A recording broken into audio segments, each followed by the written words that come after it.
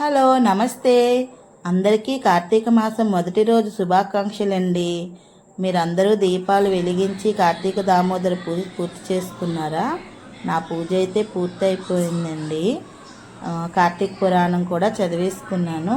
అందుకే మీకోసమే video ready చేసి అప్లోడ్ చేశాను. ఇది విని ఎలా ఉందో కామెంట్ చేయండి. ఓం శ్రీ కార్తీక పురాణ పఠనం. శుక్లాంబరధరం విష్ణుం శశివర్ణం చతుర్భుజం ప్రసన్నవదనం ధ్యాయేత్ సర్వవిఘ్నోపశాంతయే. శ్రీ శివస్తోత్రం. వందే శంభుముమాపతిం సురగురుం వందే జగత్కారణం వందే పన్నగభూషణం మృగధరం వందే పశూనాం పతిం వందే సూర్యశశాంకవహ్నినయనం వందే ముకుంద ప్రియం వందే భక్తజనాశ్రయం చ వరదం వందే శివం శంకరం. శాంతాకారం భుజగశయనం పద్మనాభం సురేశం విశ్వాకారం గగనసదృశం మేఘవర్ణం శుభాంగం లక్ష్మీకాంతం కమలనయనం యోగి హృద్యానగమ్యం వందే విష్ణుం భవభయహరం సర్వలోకైకనాథం. కార్తీక పురాణము 1వ అధ్యాయము. కార్తీక మహత్సమును గురించి జనకుడు ప్రశ్నించుట. శ్రీమద్ అఖిలాండకోటి బ్రహ్మాండమునందలి ఆర్యావర్తమందు నైమిసారణ్యంలో సౌనకాది మహామునులతో ఒక ఆశ్రమం నిర్మించుకొని సకల పురాణములు పుణ్య చరిత్రలు వారికి వినిపించుచు సూత మహాముని కాలం గడుపుచుండెను. ఒకనాడు సౌనకాది మునులు గురుతుల్యుడగు సూతుని గాంచి, ఆర్య, తమ వలన అనేక పురాణ ఇతిహాసములను వేదాంగముల రహస్యములను సంగ్రహముగా గ్రహించినారము. కార్తీక మాస మహత్యమును కూడా వివరించి దాని ఫలమును తెలుపగోరుచుంటిమి గాన తమరా వ్రతమును వివరించవలసినది అని కోరిరి. అంత నా సూత మహర్షి, ఓ మునిపొంగవులారా, ఒకప్పుడు ఇదే కోరికను నారదుడు సృష్టికర్తయగు బ్రహ్మను కోరుకొనగా బ్రహ్మదేవుడు అతనికి విష్ణుమూర్తి లక్ష్మీదేవికి సాంబశివుడు పార్వతీదేవికి తెలియచేసిన విధంగా నా గాథను వినిపించెను. అట్టి పురాణ కథను మీకు తెలియచేయుదును.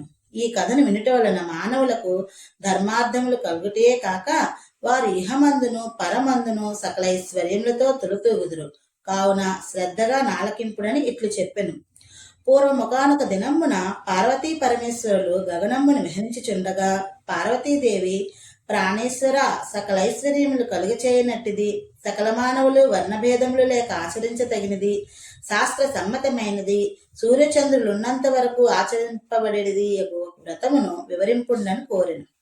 అంతట మహేశుడు మందహాసమనరించి, దేవి, నీవు అడుగుచున్న వ్రతము స్కాంద పురాణంలో చెప్పబడి ఉన్నది.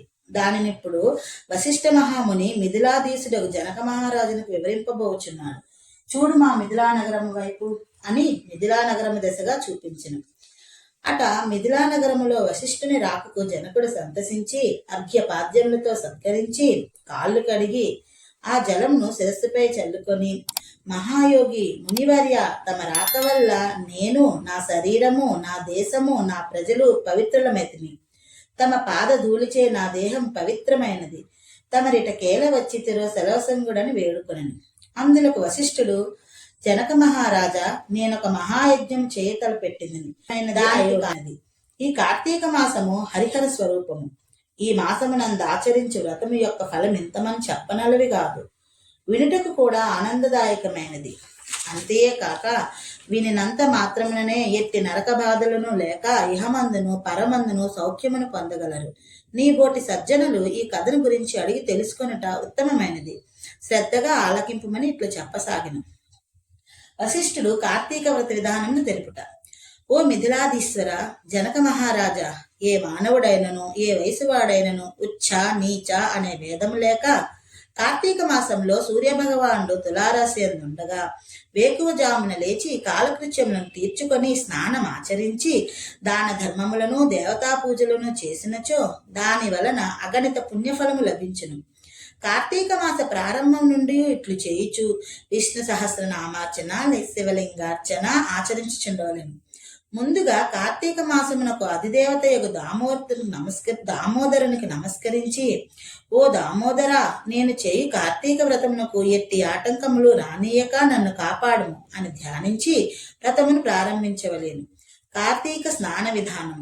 ఓ రాజా, ఈ వ్రతమాచరించే దినములలో సూర్యోదయమునకు పూర్వమే లేచి కాలకృత్యములు తీర్చుకొని నదికి పోయి స్నానమాచరించి గంగకు, శ్రీమన్నారాయణకు, పరమేశ్వరునకు, భైరవునకు నమస్కరించి సంకల్పం చెప్పుకొని మరలా నీట మునిగి సూర్య భగవానునకు అర్ఘ్య ప్రదానముసంగి పితృదేవతలకు క్రమప్రకారంగా తర్పణములనర్చి గట్టుపై 3 దోసిళ్ల నీళ్లు పోయవలను. ఈ కార్తీక మాసంలో పుణ్యనదులైన గంగా, గోదావరి, కృష్ణ, కావేరి, తుంగభద్ర, యమున మున్నగు నదులలో ఏ ఒక్క నదిలోనైనా స్నానమాచరించిన ఎడల గొప్ప ఫలము కలుగును. తడి బట్టలు వీడి మడి బట్టలు కట్టుకొని శ్రీ మహావిష్ణువునకు ప్రీతికరమైన పుష్పములను తానే స్వయంగా కోసి తెచ్చి నిత్య ధూప దీప నైవేద్యములతో భగవంతుని పూజ చేసుకొని గంధము తీసి భగవంతునికి సమర్పించి తాను బొట్టు పెట్టుకొని పిమ్మట అతిథి అభ్యాగతులను పూజించి వారికి ప్రసాదమిడి తన ఇంటి వద్ద గాని దేవాలయంలో గాని లేక రావి చెట్టు మొదట గాని కూర్చుండి కార్తీక పురాణం చదవలేను. ఆ సాయంకాలము సంధ్యావందనం ఆచరించి శివాలయమందు గాని, విష్ణాలయమందు గాని లేక తులసికోట వద్ద గాని దీపారాధన చేసి శక్తిని బట్టి నైవేద్యం తయారు చేయించి స్వామికి సమర్పించి అందరికీ పంచిపెట్టి తరువాత తాను భుజింపవలెను. మరునాడు మృష్టాన్నముతో భూతతృప్తి చేయవలెను. ఈ విధముగా వ్రతమాచరించిన స్త్రీ పురుషులకు పూర్వమందును ప్రస్తుత జన్మమందును చేసిన పాపం పోయి మోక్షమును కరుగులగుదురు. ఈ వ్రతము చేయుటకు అవకాశం లేని వారిలో వ్రతము చేసిన వారులను చూచి వారికి నమస్కరించినచో వారికి కూడా తత్సమాన ఫలము దక్కును. ప్రథమ అధ్యాయము మొదటి రోజు పారాయణం సమాప్తము. ఓం నమః శివాయ.